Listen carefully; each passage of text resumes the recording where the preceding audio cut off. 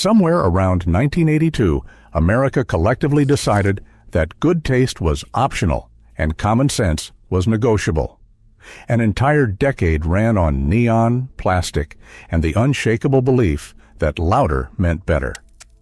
Here are 30 funny fads from the 1980s that made absolutely no sense. A Wisconsin shop teacher named Stuart Anders changed playground politics forever in 1983 when he bent a strip of steel ribbon around his wrist and thought that should be a product. Main Street Toy Company started selling his invention as slap wraps in 1988, and within months, every kid in America was smacking spring steel against their forearm as hard as they could, on purpose, for fun. The bracelets came wrapped in fabric printed with neon patterns and holographic designs, and the whole point was the satisfying snap of metal curling around your wrist. The knockoffs arrived almost immediately, cheaper steel and thinner fabric, and by 1990, a 4-year-old in Connecticut sliced her finger on a counterfeit version, prompting a statewide recall. Schools banned them entirely. The originals had never hurt anyone, but the fad was already dying under the weight of its own imitations. Jelly shoes could be found on the feet of nearly every girl in America by the summer of 1983, and every single pair was a small, translucent torture device. Made from PVC plastic and available in every color the rainbow had to offer, they looked great on the shelf and felt like walking on a cheese grater within 20 minutes. The plastic trapped heat, refused to breathe, and produced blisters on every pressure point of the human foot. Your toes would sweat, the straps would dig in, and by mid-afternoon you were limping across hot pavement, wishing you had worn literally anything else. They retailed for as little as $2, which was the appeal. Your parents could buy 6 pairs without thinking twice. By 1985, most households had a pile of warped, cracked jelly shoes in the back of a closet, each pair worn exactly 2 times. In 1980, a Hungarian professor named Erno Rubik handed the world a 3-dimensional puzzle and watched an entire planet lose its collective mind. The Rubik's Cube hit American toy stores and immediately became the thing you had to own, whether you could solve it or not. And the honest truth is that most people could not. Over 350 million cubes have sold worldwide, and a generous estimate says maybe 5% of buyers ever solved one without help. The rest did what everyone secretly did. They peeled the colored stickers off and rearranged them by hand, then told their friends they figured it out. The craze was massive, and most cubes remained unsolved. The cube won Toy of the Year in both 1980 and 1981, and at one point 30 million Americans were actively failing at the same puzzle simultaneously. By 1983, the market was flooded with knockoffs, and everybody's cube was sitting in a junk drawer with the stickers half peeled, which was the only honest way to display it. Before MC Hammer made them legendary, parachute pants were already rustling through American malls like a windstorm trapped in nylon. Named for the slick synthetic fabric that felt like an actual parachute, these pants came in neon colors, featured more zippers than any garment needed, and made a swishing sound loud enough to announce your arrival from 30 feet away. Breakdancers loved them because the frictionless material let you spin on linoleum without shredding your knees. Everyone else wore them because breakdancers wore them, which is how fads work. The problem was everything else. They were hot, they were loud, and the nylon was flammable if you stood too close to anything with a flame. They paired with nothing, matched nothing, and somehow cost real money despite being made from the same material as a shower curtain. By 1986, they had swished out of fashion almost as fast as they had swished in. If America could lose its mind over nylon pants, it could absolutely lose its mind over a soft drink. On April 23, 1985, the Coca-Cola Company gave the nation a reason to prove it. After running nearly 200,000 blind taste tests, executives announced they were changing the recipe for the first time in 99 years. The backlash was volcanic. The consumer hotline went from 400 calls a day to 1,500. One letter addressed to the CEO called him Chief Dodo. A protest group called the Old Cola Drinkers of America claimed 100,000 members. A man in Texas bought $1,000 worth of old Coke from a local bottler. In Seattle, people dumped new Coke into the sewers. 79 days later, Coca-Cola brought back the original formula as Coca-Cola Classic. The company's president admitted they were not smart enough to have planned it and not dumb enough to do it on purpose. New Coke lingered as Coke 2 until it was quietly discontinued in 2002. Nothing captured the spirit of the 1980s suburban aspiration quite like paying full price for a lightweight windbreaker just because the label said members only.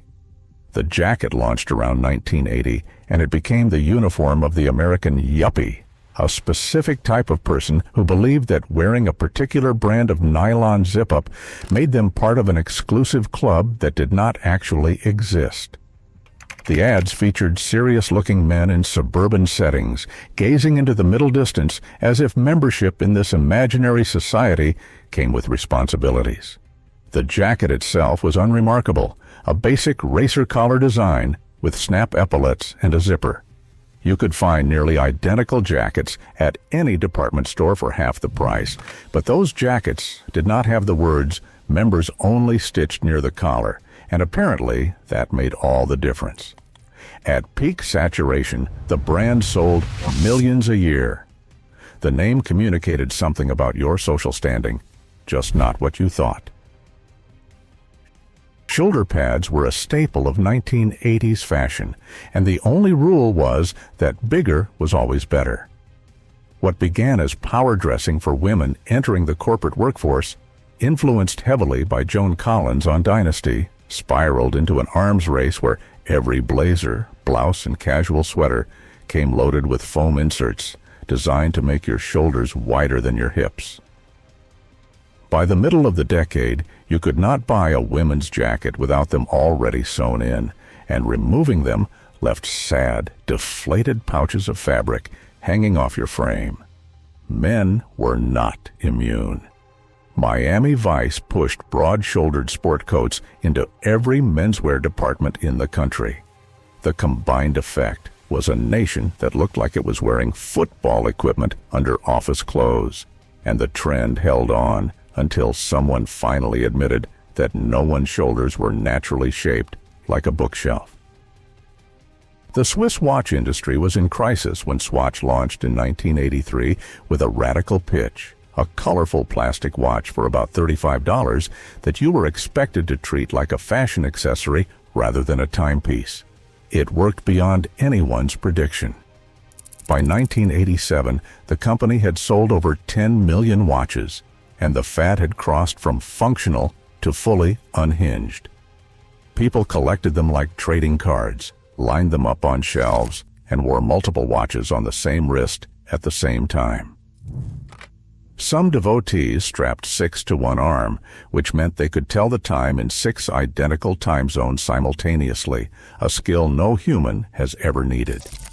The company released scented straps, limited editions, and over 500 designs in the first few years, turning a mass-market plastic watch into a collectible that people hoarded in shoeboxes. What 6 watches on one arm said about your personality was probably not what you intended. If the 1970s were brown and beige, the 1980s decided to correct that by setting every color dial to maximum and then breaking the knob off. Neon was everywhere. Socks, shoelaces, headbands, leotards, sunglasses, fanny packs, and any surface that could hold dye. Fluorescent pink, electric green, and radioactive orange became the default palette. The rule was simple. If you could see it from across a parking lot, it was not bright enough. Aerobics accelerated the trend, filling gyms with people doing Jane Fonda workouts in outfits that looked like they had been designed by a highlighter. Nobody coordinated, nobody matched. If your outfit could be detected by air traffic control radar, you were doing it right. Boom boxes were the portable sound system of the 1980s.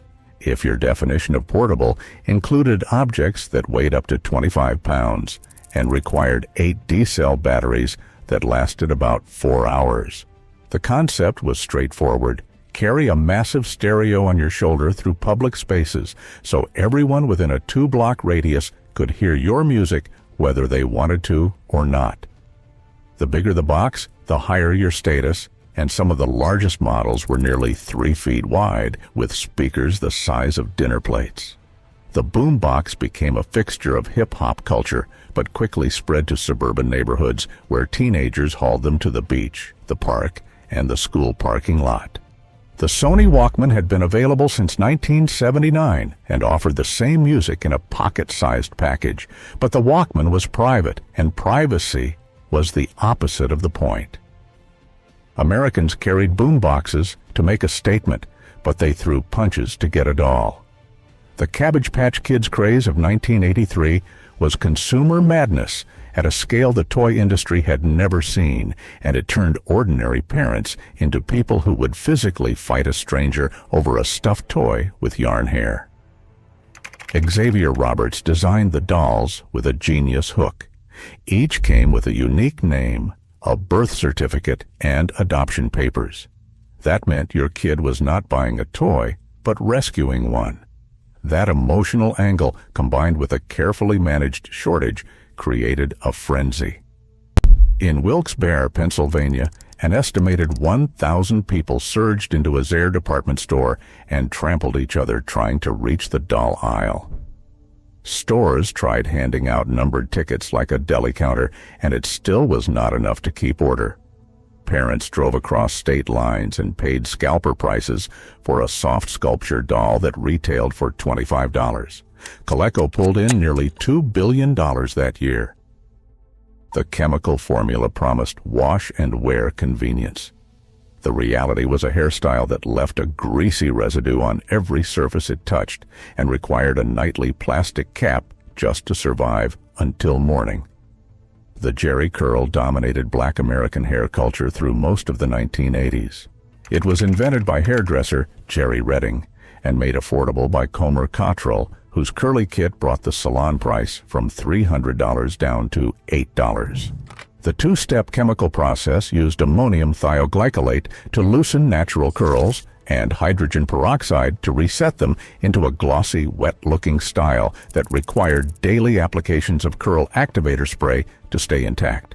That activator was the problem. It stained pillowcases, shirt collars, couch cushions, headrests, and anything the wearer's head came near. The film Coming to America turned the mess into a running joke with its fictional Soul Glow product, and everyone who had lived through the era laughed because every word was accurate.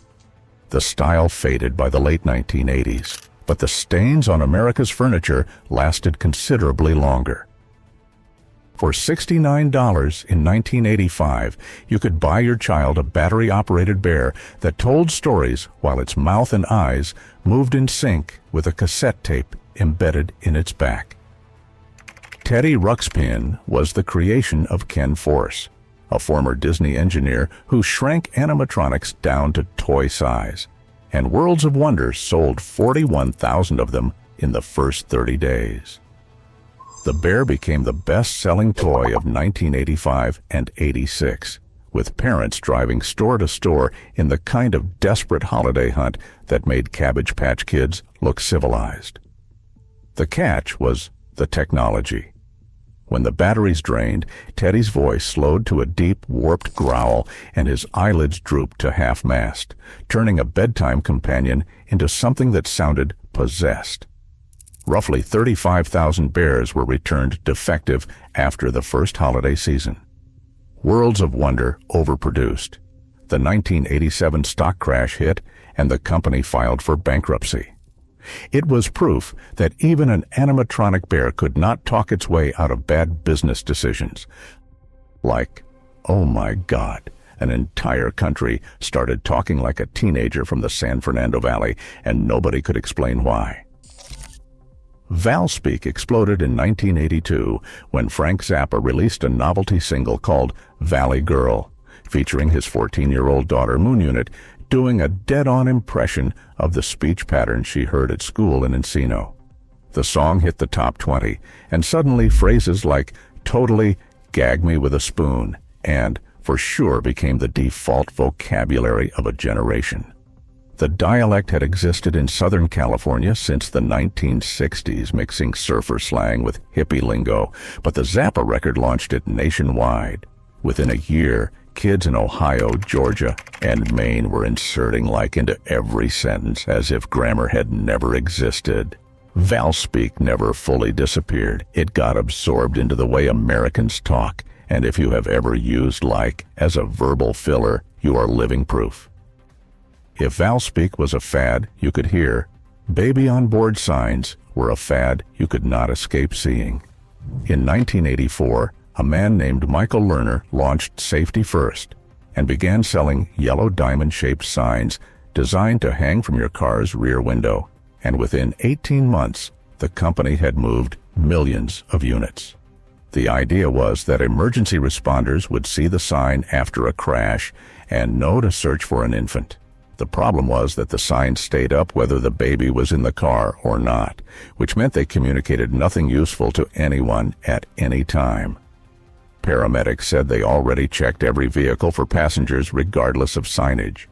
The sign spawned a cottage industry of parodies, including mother-in-law in trunk, ex-husband in trunk, and nobody on board, among dozens of others. At peak saturation, you could not drive through a suburban neighborhood without seeing one on every third minivan. No study ever demonstrated the signs saved a single life, but they did make Lerner a very wealthy man. In 1986, the California Raisin Advisory Board needed to sell more raisins, and someone in an advertising meeting decided the solution was claymation raisins wearing sunglasses and singing Motown. The California Raisins debuted performing I Heard It Through the Grapevine, animated by Will Vinton Studios in Portland, Oregon, and America lost its mind over dancing dried fruit. The commercial spawned action figures, lunchboxes, 2 television specials, a Saturday morning cartoon, PVC figurines people collected like fine art, and a platinum-selling album. A platinum album by Singing Raisins. The merchandise generated over $200 million in retail sales. The whole campaign proved something strange about the 1980s. Put sunglasses on anything, give it a soul soundtrack, and America would buy it. In 1981, a man named Doug Shealy looked at the American diet and thought the country was ready for healthy fast food. He had operated several Wendy's franchises and co-owned a gym, so he figured he understood both sides of the equation, and he launched Delights of America, a chain that looked like a regular fast food restaurant, but swapped white buns for wheat, used lean beef, and offered reduced-calorie cheese and dressings. The menu promised familiar comfort with fewer consequences, and for a moment the concept seemed to work. Delights expanded to over 100 locations across the South and Midwest, fueled by the same fitness craze, filling aerobic studios and selling Jane Fonda tapes by the millions. Then reality arrived. The food tasted like a compromise, because it was one, and Americans turned out to prefer their fast food greasy rather than apologetic. By 1987, Delights had filed for bankruptcy and vanished entirely. Somewhere between 1984 and 1986, a significant number of American teenagers decided that standing on the roof of a moving car was a reasonable recreational activity. Car surfing entered the mainstream after the 1985 film Teen Wolf showed Michael J. Fox riding on top of a van, and kids across the country took that as an instruction manual rather than a movie stunt. The rules were non-existent. You stood on the roof, The driver accelerated, and gravity did whatever gravity does to an unsecured human on a moving vehicle. The Centers for Disease Control later tracked 58 deaths and 41 serious injuries from car surfing between 1990 and 2008, and those numbers only counted the cases that made newspapers. No law specifically banned it in most states. No product was recalled. It was just teenagers doing something breathtakingly stupid because a movie made it look fun. 3 words from an 81-year-old woman in a Wendy's commercial became the most repeated phrase in America for the better part of 2 years.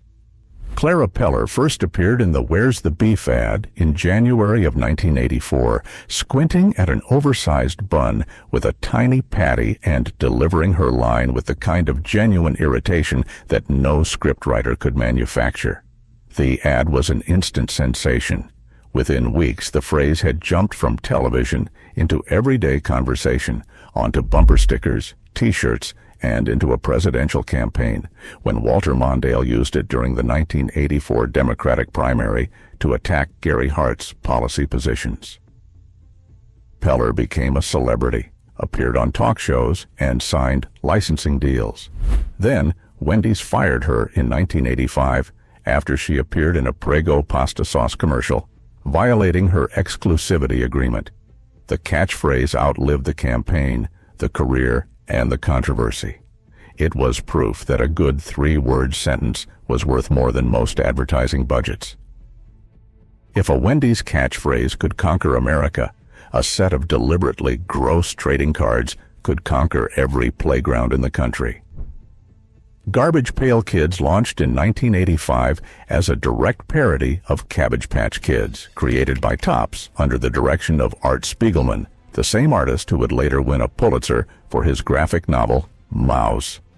Each card featured a grotesque pun-named character, Atom Bomb, Leaky Lindsay, Barfin' Barbara, engaged in cartoon mayhem that parents found appalling and kids found irresistible. Topps sold over 800 million cards in the first few years. Schools banned them.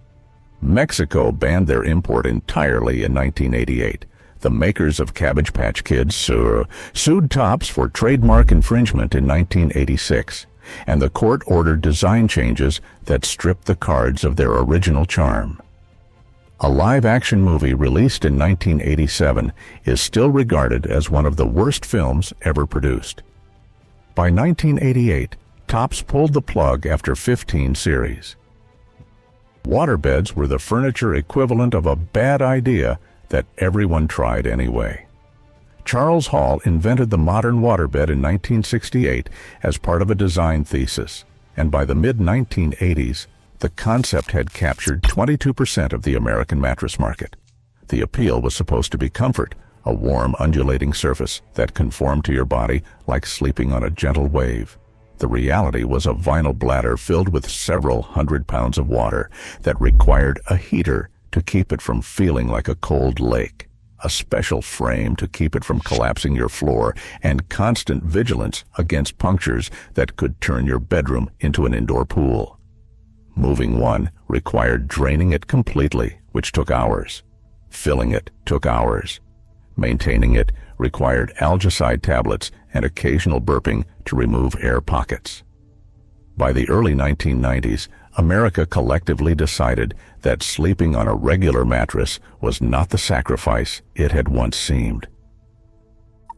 2 Canadian journalists invented a board game in their kitchen in 1979, and by 1984 it had sold 20 million copies in a single year, and was responsible for more ruined dinner parties than any product in American history. Trivial Pursuit asked players to answer questions across 6 categories, and the problem was that people took it personally. Getting a question wrong in front of friends felt like a public humiliation, and getting one right felt like proof of superiority, and neither feeling made for a relaxing evening. The game spawned dozens of themed editions, including Baby Boomer, Silver Screen, and Sports. At peak saturation, it was impossible to attend a gathering without someone pulling out the box. Arguments over disputed answers became so common that the game produced a specific kind of competitive hostility that board games are not supposed to generate. The fad has mercifully faded, but the game is still sold to people who apparently enjoy arguing. Judy Shepard Missett started teaching dance fitness in a Chicago studio in 1969, but it was the 1980s that turned her classes into a cultural phenomenon that consumed the entire country. Jazzercise exploded alongside the aerobics boom, filling community centers, church basements, and rented gymnasiums with women in high-cut leotards, leg warmers, and headbands who bounced and kicked to pop music as if their cardiovascular systems depended on it. The outfits were the real spectacle: skin-tight spandex in every fluorescent color available, cinched at the waist with a wide belt, paired with scrunched socks and white sneakers. Jane Fonda's workout tapes sold over 17 million copies and cemented the visual template that every aerobics class in America would follow for the rest of the decade. At its peak, Jazzercise had thousands of instructors and hundreds of thousands of paying students across the country, all of them sweating through routines that blurred the line between exercise and interpretive dance. The workout survived, but the outfits, mercifully, did not. Long before dance studios started offering hip-hop classes, American teenagers were throwing cardboard on concrete and spinning on their heads in mall parking lots across the country. Breakdancing moved from New York street corners to mainstream pop culture in the early 1980s, and by 1984 it had its own feature films, Breakin', and its hastily produced sequel, Breakin' 2, Electric Boogaloo, which became a punchline that outlived the movies. Corporate America smelled money and tried to co-opt the movement immediately. Burger King ran breakdancing commercials, and Sears sold breakdancing kits. The problem was that breakdancing required genuine athletic ability, and most of the suburban kids attempting headspins in their driveways were producing nothing but scraped elbows and concerned parents. The cardboard stages disappeared from sidewalks by the late 1980s, but the phrase "electric boogaloo" became permanent shorthand for any unnecessary sequel, which was its own kind of cultural contribution. If breakdancing was the decade's most athletic fad, the mullet was its most democratic one. It required no skill, no money, and no taste. Business in the front, party in the back became the defining haircut of the 1980s, worn by everyone from rock stars to hockey players to the guy who fixed your car. The style had no single inventor, no brand behind it, and no advertising campaign. It spread through pure cultural osmosis, aided by hair metal bands whose flowing rear locks made the look seem rebellious rather than ridiculous. The mullet crossed every demographic line in America. It showed up in school photos, wedding albums, and driver's license pictures from coast to coast. The word mullet was not even widely used to describe it until the 1990s. That means an entire decade wore the haircut without a name for how bad it looked. Popped collars were the uniform of a very specific type of 1980s person, the one who believed that flipping up the collar on a polo shirt communicated wealth, taste, and an effortless cool that the rest of the world should aspire to. The look started with preppy brands like Lacoste and Ralph Lauren, and the logical escalation was inevitable. If one popped collar was good, two were better, and some people layered 3 or 4 polo shirts just so they could pop every collar simultaneously. The result looked less like fashion and more like a fabric neck brace, but the wearers carried themselves as if they had just stepped off a yacht in Nantucket. Paired with khakis, deck shoes, and a sweater tied around the shoulders, the popped collar look was the visual signature of the American preppy movement, and it aged about as well as anything that requires 4 shirts to achieve a single aesthetic effect. The Mead Corporation released the Trapper Keeper in 1978, but it was the 1980s that turned a 3-ring binder with a Velcro flap into the most important status symbol in any American middle school. The concept was simple. Folders snapped into a binder, the binder closed with a satisfying rip of Velcro, and the cover featured designs ranging from sports cars to kittens to abstract geometric patterns that looked like a screensaver come to life. At $4.95, it was affordable enough that most parents said yes, and expensive enough that owning the right design meant something on the first day of school. Mead sold over 75 million Trapper Keepers total, making it one of the best-selling school supplies in American history. Some schools eventually banned them because the Velcro was too loud and the binders were too bulky for desks. A school supply got banned for being too popular, and that might be the most 1980s sentence ever written. Crimped hair took the 1980s obsession with volume and ran it through a hot iron until every strand looked like a zigzag staircase. The process required a special crimping iron, extraordinary patience, and a willingness to spend hours on a style that would lose its shape by lunchtime unless you sealed it with enough Aqua Net hairspray to violate a minor environmental regulation. The look was often combined with teased bangs and additional volume on top, creating a silhouette that added several inches of height and roughly tripled the width of your head. Celebrities like Cyndi Lauper and Demi Moore wore it, which gave everyone else permission to try, and the results in school yearbooks from 1984 through 1988 tell a story that no amount of nostalgia can make flattering. In 1988, an engineer named Scott Stillinger wanted to make a ball his kids could catch easily. So he tied together a bunch of rubber filaments and accidentally created one of the most pointless yet oddly satisfying toys of the decade.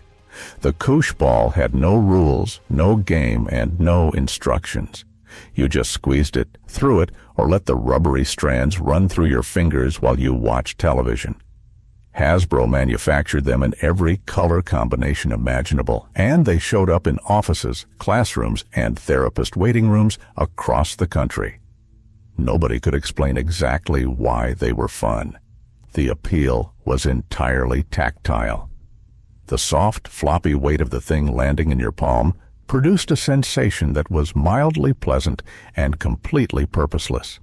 The Koosh ball never needed to justify its existence. It just sat there, being squeezable, and somehow that was enough for an entire nation to hand over money for it. Friendship bracelets were the final proof that the 1980s could turn absolutely anything into a social currency system with real emotional consequences. The rules were unwritten but absolute. You knotted colored thread into a pattern, tied it around your friend's wrist, and that bracelet stayed on until it fell off naturally. That meant weeks or months of wearing a slowly fraying piece of string as evidence of a bond that might or might not survive the school year. Making one took hours. Receiving one meant you mattered. Not receiving one meant you did not. The bracelets traveled through summer camps, school buses, and slumber parties, and they carried a weight that no piece of thread should reasonably bear. They cost nothing to make, required no advertising, and operated entirely on peer pressure and the desperate need to belong, making them the purest fad the decade ever produced. A whole decade spent this way, and nobody blinked until the 90s arrived. Like and subscribe if any of these fads got you too.